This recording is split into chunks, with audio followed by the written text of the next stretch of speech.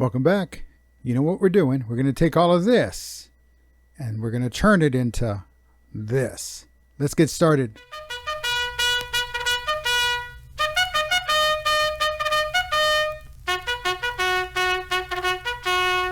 All right, welcome back, everybody. I'm Dave Guerra, U.S. Army veteran, former 11 Bravo. This vet cooks. All right, so what are we doing today? You see all the ingredients. We're going to do slow cooker poor man stew. That's right. We're going to take all these ingredients. We've got oregano. Yeah, it's Mexican oregano. It's real oregano. We've got 1 pound of lean ground beef, a half a cup of onions diced, 2 garlic cloves minced, 6 ounces of tomato paste in a can, 2 cups of water, 2 tablespoons of Worcestershire sauce, half a teaspoon of garlic powder, 1 teaspoon of onion powder, 1 teaspoon of ground mustard. That's right, ground mustard. 1.5 teaspoons of dried oregano, 2 cups potatoes cubed, 3 carrots sliced, 1 cup frozen peas, salt and pepper. All right, so the first thing we're going to do is we're going to, in a medium skillet, we're going to brown, or we're not going to brown, we're going to, over medium heat, we're going to brown, yeah, we are going to brown the beef along with the onions and the garlic until there is no pink left on the meat. And of course, it does say salt with season with salt, not salt with season, but season with salt and pepper to taste. So there we go. Now, as you're cooking this, you know what works for you as far as salt and pepper goes. If you're cooking for others, be careful. Some might not like it salty. Some might like it salty. It just depends on how they like it. Alrighty, but we also definitely have to make sure that we mince up and mash down all of the meat because, well, we got to break it down. We don't want big clumps of hamburger. All right, so now what we also are going to do, now we're going to go ahead and mix in the onions. Now, don't mind. They're just bigger pieces, bigger diced pieces of onions, but they do cook down. They will render in the slow cooker. And of course, there's the 2 cloves of garlic minced. We beat them up. Alrighty, so that's what's going on there. So let's give it a little stir, and in just a bit, we're going to go ahead and get started with what's in the pot of the slow cooker, because we're going to put all the other ingredients in there with no issues. So let's go ahead and finish stirring this up. And you see it's already cooking. You see the burners are going, but we'll let that sit there and cook a little bit longer. So in the pot, we've got 2 cups of water in there already. So you see me, I shook it. There's 2 cups of water. All right, so the first thing we're going to add in, and this turn, oh yeah, we're going to need a whisk because we're going to whisk everything together. And that is the tomato paste. Folks, if you've never worked with tomato paste, make sure you work with tomato paste and learn how to deal with it. Be careful. Don't do what I did. I had the lid just kind of thinking it was like tomato sauce. It's just going to pour. No, I mean, I've worked with tomato paste before, but I had that lid open, hung on there. So I went in and got a utensil. I got a butter knife to kind of help drop it and scoop it, but it didn't really work out. So I had to really work it. Now, I didn't know this until after. So here, this is a tip. All right, if you're working with tomato paste, yes, do what I did there. Open the top and then open the bottom. Yeah, use the can opener, open up the bottom, and then you can push it through. Kind of like that, those push-up ice creams, right? It's got the little stick and pushes it through. That's it. You just push it through and it all comes out with no problem. So as you see, I'm in there grinding and trying to get this under control and trying to get it off first get it off out of the can and then off the butter knife. Yeah, so don't worry. A little bit later on, I use a silicone little spatula. I even tried putting some liquid in there, but it didn't take all of it out. There was more in there. Like I said, I used a little liquid spatula later on where I got what was in the center that the butter knife missed. All right, so there's the whisk. And again, we're going to be whisking all of the ingredients, all of the onion powder, the garlic powder. So let's go ahead and get started. What are we dropping in first? Yes, it's onion powder. Then we'll be doing the 1 teaspoon of onion powder. And I actually use 1 teaspoon across the board. 1 teaspoon for garlic powder, even though it asked for half a teaspoon. I was in a rush. I was on a time crunch because, sometimes you got to do what you got to do when you can do it. But hey, it's a slow cooker. So I took advantage of the lunch hour to do what I needed to do. All right, give it a whisk, break it all down, make sure it all functions, forms, and looks good. And at this point, it's starting to smell good because we've got, the ground beef cooking with the onions and the garlic. And then now we have the onion powder, the garlic powder, and hey, mustard. That's right, the ground mustard. And if you got it, use it. But as you see here, it comes out in clumps. It's over time, it's a little old, but it's just one of those that when you do use it, you don't use a lot, then who knows when the next time it'll be that you use it. So there it is. And folks, that's oregano. That's Mexican oregano.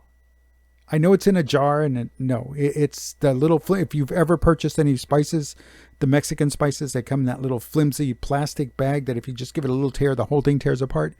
Well, it's a Mexican oregano, trust me. And it's a little bit bigger. It's not as coarse, it's not as fine as what you find here in the States. So just put some in the palm of your hands and then just rub your palm, and it really breaks down very nice and tasty. And the aromatics already are kicking in at this point. There's some more there. All right, so that was a 1.5 teaspoon of dried oregano, give or take. It was good. It was good. All right, now what are we going to do? Yeah, how do you pronounce that? Worcestershire. There's no H, but I want to say Worcestershire. Worcestershire. Never mind. That sauce with the anchovies in it. Really, look at the ingredients. And in that one, we're going to go ahead and 2 tablespoons of that sauce, the Worcestershire sauce. There, that's the best I'm going to do with that one.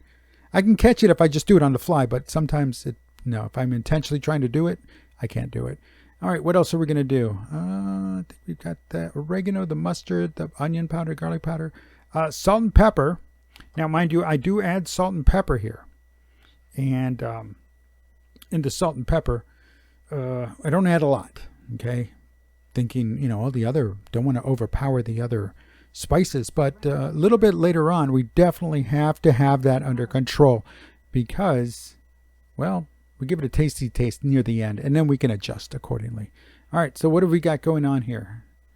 And we're just fixing things up, and we're getting ready. So again, just going over the ingredients, the water, the tomato paste, the onion powder, the garlic powder, the ground mustard, the oregano, the Worcestershire sauce. Yeah, and what have we got? And salt and pepper. There we go. Finally, I remembered the salt and pepper. Yep. So sometimes we got to do that. And we'll go ahead and pour some in there. And you see, to me, it's a generous amount, but it did need a little bit more later on. So sometimes you got to play it by ear. Yeah, look at that. I mean, it's in there, but it still needed it. And here comes the salt. There we go. A little bit of that. A little, what's that called? Salt Bay guy? Yeah, no, I can't do that. It's all over the place. Alrighty. So we're going to go ahead, and what are we adding next? Well, let's take a look at our ground beef. Now, you see the ground beef is done. There's no more pink in the meat. The onions are cooked. The garlic is cooked. It's looking good. It's very tasty. I could drain it. You could drain it at this point. I opted not to drain it, again, because I was under a time crunch. So we'll go ahead and let it finish up, and we'll come back to the crock pot here in just a second. You see the potatoes and the carrots back there in the back, and in the top center of your screen, you have the 1 cup of peas. Frozen peas. I forget that? Yes, I did. Alrighty. So, yeah. So, give it another stir. Get ourselves ready for the root vegetables and the peas. Alrighty. So, again, it's a fall classic. Another fall classic. Poor man stew. Alrighty. So, let's give it a tappy tap, and let's get started here. Alright, let's go get the rest of the stuff. Oh, yeah, you see me there, and I finally got to the bottom of the tomato paste, so I'll leave that there for just a bit. Give it a little stir. Get that one more stir in there, and we'll get ready. Alrighty, so football season, wow, it's almost the halfway point. It's insane. We'll do our picks in a second, but first we've got to add some stuff. And there goes our 1 cup of peas. There we go. Dump them all in there. They were frozen. Got to make sure you get them all out. There you go.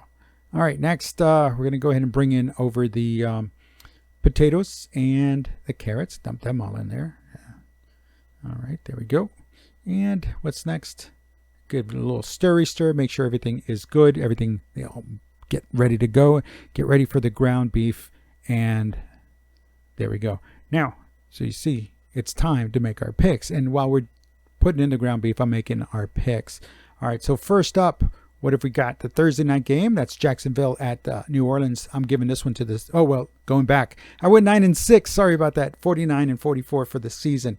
Not bad last week. So Jacksonville, the Saints. There we go. Right off the bat. Giving it to the Saints. All right, that's Thursday. Sunday, the Lions take on the Ravens. I'm giving it to the Lions. Detroit's got that one. Let's see. Las Vegas travels to Chicago to take on the Bears. and the Raiders are going to take the W. All right, Cleveland at Indianapolis. Giving this one to Cleveland. This should be a good game. The Bills take on the Patriots, and again, I'm giving it to the Bills. Nothing earth-shattering there. Washington Commanders take on the Giants at Giants MetLife Stadium. Giving this one to the Commanders. Yeah, I said that. All right, the Atlanta Falcons travel to Tampa Bay to take on the Buccaneers. Giving this one to the Birds. Giving it to the Falcons. All right, next, Pittsburgh Steelers travel all the way to the West Coast to take on the Los Angeles Rams. Giving this one to the Rams. The Arizona Cardinals travel up the coast to take on the Seattle Seahawks. Giving this one to the Seahawks. All right, the next game is the Green Bay Packers taking on the Denver Broncos. I know. Giving it to the Packers anyway. Yeah, I mean, they're getting there. Give them time. They all started off bad, but give them time. Next, the Los Angeles Chargers travel to Kansas City to take on the Chiefs, and of course, you know who's going to be there. The Chiefs. They're going to be there for the W. And Sunday night, Miami Dolphins take on the Philadelphia Eagles. Giving this one to the Eagles. And the Monday night game, the San Francisco 49ers travel to Minnesota to take on the Vikings, who will also take the W in this game. And hey, we've got a plethora of bye teams this week. The Panthers, the Bengals, the Cowboys, the Texans, the Jets, and of course the Tennessee Titans. Alrighty, so as you see here, I've already added everything, stirred everything. There it is. It's ready to go. I just activated it, set it for low, 6 hours, poor man's stew, and it's going to be delicious. 6 hours later, we come back and we take off the lid and we see inside, and it looks delicious. I mean, it looks great. The whole house, like I said, just smelled awesome the entire afternoon. It was fantastic. So it was distracting too, but it was fantastic. But you really cannot be opening up that lid because then it's got to start all over again with the heat. So you keep that lid closed. Just deal with it. I know you want to look. I know you want to peek inside. But hey, let's go ahead and get this thing plated or put into the bowl. Hey, there's our Temptations bowl. I love these bowls. I mean, it's a bowl, but it's a square bowl. And look at all of that. The veggies, the peas, the carrots, the potatoes, the ground beef, the sauce. And again, you don't see any big chunks of onion. They're not there. I mean, they've kind of worked their way into it. All right, let's take it on over to the, wait a minute. But before we do, there's close-up, extreme close-up. There is the poor man's stew. All right, let's go ahead and take it over to the plate. Let's take a look at this and let's get this done. All right, there we go. Look at that. That looks delicious. Let's give it a tasty taste and see what that looks, how that is. And so you see all the ground beef. It's great. I mean, it's very rich, hearty on a cool fall afternoon, dinner time. It's fantastic. Oh, man. If I could just bottle it and take it outside and put it over a campfire. But hey, there it is. Little meat, little potatoes, sauce. Let's give it a tasty taste. And it was good. It was fantastic. The only downside, like I said, I discovered I needed to add more salt. So luckily, we were not serving dinner. We were going to eat dinner like another 20 minutes later. So we went ahead and added more salt, more pepper, and that took care of that. That was outstanding. It just sat there for a little bit, and it was great. Alrighty, well, let's see. What have we got here? Listen, I'm Dave Guerra.